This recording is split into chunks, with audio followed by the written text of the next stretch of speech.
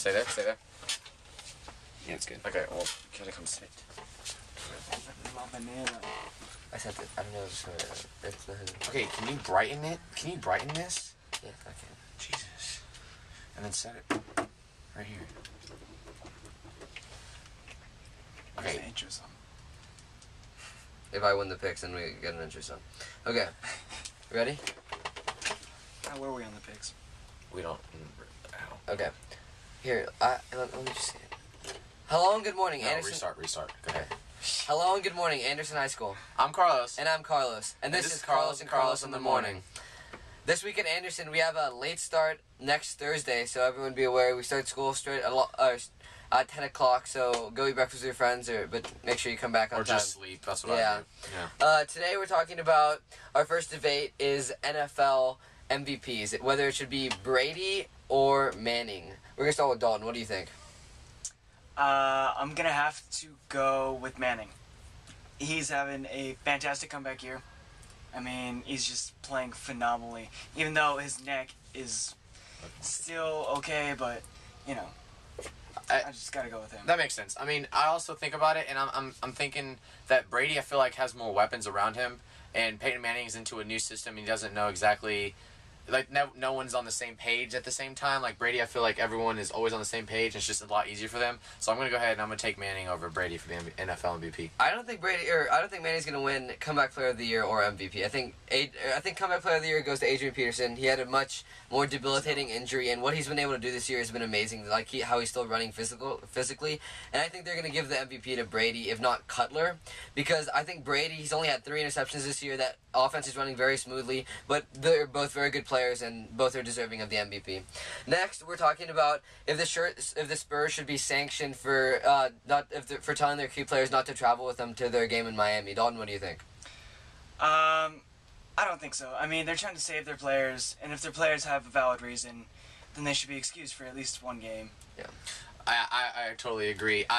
If you look at the Spurs, they have the aging Tim Duncan, an aging Tony Parker, and an aging Monty Ginobili, and I really don't think that if they're telling them to sit against a team like the Miami Heat, who are very, very young, and at the beginning very physical as well. They're very physical, and it's at the beginning of the season. It's not like it's at the end of the season. Like, you know what I mean? Like, it's okay. I feel like they should not be sanctioned, and I think the commissioner's taking this way too seriously. It's not like the NFL where every game really counts and every game can make it or break it. There's a lot more flexibility here with the NBA, and the key component is making sure your players are healthy at the end of the season. So I think they're having a great season, and I think they're fine. He's also doing this from the team's perspective. I know that the commissioner was talking about it from a fan's perspective, and he's saying that it's like disappointing the fans. What do you think about that? I don't think so. I mean, the fans see that anyway at the end of the season, like you said, so I think it's just the same thing. Yeah, I totally agree. Next up, our last debate question is Colin Kaepernick or Alex Smith? I feel like this will always be the question in San Francisco. What do you think? I don't know. You can go either way. Kaepernick can run, but we haven't seen him throw downfield yet. Smith, we know, can throw, but can he lead that 49ers team after Kaepernick has done the job? That's the question. So right now, at this point, if they're in playoffs, I'm going to have to go with Kaepernick. Yeah, I agree in the sense that, okay, I look at Kaepernick as being a new quarterback, just like, because if you look at the recent histories of running new quarterbacks, Vince Young, Cam Newton, RG3, the next year, they are not as great as they were the first year. Because teams have tape and they can shut him down. Exactly. So I think, honestly, you go with Alex Smith over Colin Kaepernick. I think they'll shut him down next year. So you want your starting Alex Smith to finish off the rest of this season when he gets back from injury, and then build off and go into next year if they can't make it to the Super Bowl this year. Also, it's setting a bad image to the players who might be hurt that maybe they don't want to tell their symptoms because then they'll be benched next week and they'll have a new person. But right now, I'm gonna go with Colin Kaepernick because for Alex Smith, you could just, if you shut down the run game or the pass game just like the Giants did earlier in the season, the San Francisco 49ers were absolutely useless. They put up 3 points at home. Right now with Colin Kaepernick, if you take away his pass, he's still a very quick physical runner, so he can still run out of the Wildcats. So I think Colin Kaepernick gives them the most, but Carlos had a good point about later on, it's harder to get the running type quarterbacks to get going against tougher defenses. Even Michael Vick isn't as what he used to be, so absolutely, it's hard. Our picks this week are Pittsburgh at Baltimore. All right, well, I already know what you're going to say. Well, just like last time I was on, I'm going to have to go with Baltimore. But for this time, Not only because the injuries, Big Ben's not going to be back yet. Ryan Clark's still a little concussed. He's got to use that special helmet. But the Ravens are at home. They haven't lost in 2.5 years at home. It's just so hard to go to M&T Bank and win. Yeah, and especially if the Steelers don't have Ben Roethlisberger, they're just dysfunctional. Their wide receivers are useless. Their running backs are hurt.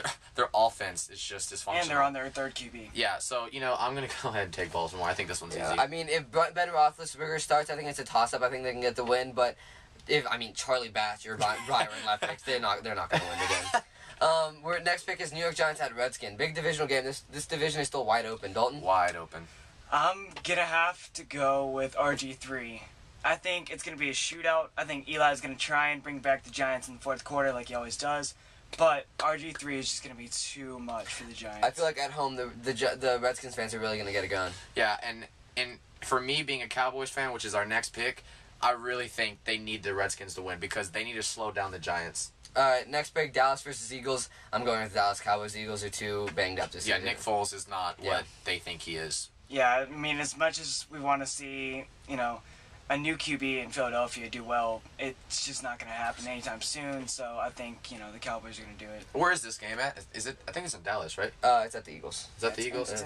Regardless. They haven't been playing very well at home. So Texans, moving on to NCAA, Texas versus Kansas State.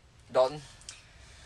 Colin Klein, I think, is just too good this year to try and say he's going to lose. Yeah. I mean, Texas had their moments against TCU. It was really not their best game. Yeah. But I guess now Mac Brown's going to try and figure out the quarterback situation, which brings us back to last year when Texas didn't have a quarterback, we were losing games back to back to back. Well, I mean, it just wasn't working. So I've always said that we need Case McCoy at quarterback, and so now that I'm gonna see if I'm right. But as much as I want Texas to win, K-State's too good. But don't be surprised if Texas can clean up their mess from TCU. They might have a legitimate chance of winning this game. I feel like Kansas State, after the bye week, they're ready, and they know Big Ten opponents, and they're not going to lose to another game like Texas. I'm going to pick Kansas State because, they still have a lot to prove this year. Next, SEC Championship game, Alabama at Georgia. I think Georgia's the most underrated national championship contender this year. I think Georgia's going to be able to get it done versus an Alabama team that's had its up and down this year. I also don't think McCarron's as good as they say he is. I don't think Alabama's quarterback is that good. So, and I honestly think, I'm going to make it right now, Georgia's going to win the national championship. I think McCarron is a decent quarterback. He has 27 TDs, 2 interceptions. I mean, you can't be bad for that with that happening. But he does have that Alabama defense helping him 10 points a game. I mean, you can't really go wrong with that defense, so I'm going to have to go with Bama. Absolutely. Moving on to the last section, NBA. We're looking at Brooklyn at Miami. Who do you have, Dalton? Miami. Ray Allen, LeBron James, Chris Bosh. I mean, everyone is just playing so well right now. It's just too hard to stop. I'm going to go ahead and I'm taking Brooklyn. Yeah. They're looking very strong. And I know it's at Miami, but they're looking strong. Nothing's stopping them at the moment. I mean, they went into Boston. They made Boston look bad. And I don't think they're going to do that to Miami, but I think Miami's going to win this, or Brooklyn's going to win this game. I'm going with Brooklyn as well. I think Miami's, they've had their up and downs this year, but I think Brooklyn's really, I think this might be their year to get far in the playoffs. All right, thank you. This is Carlos in the Morning. We'll see you next week. See you, man.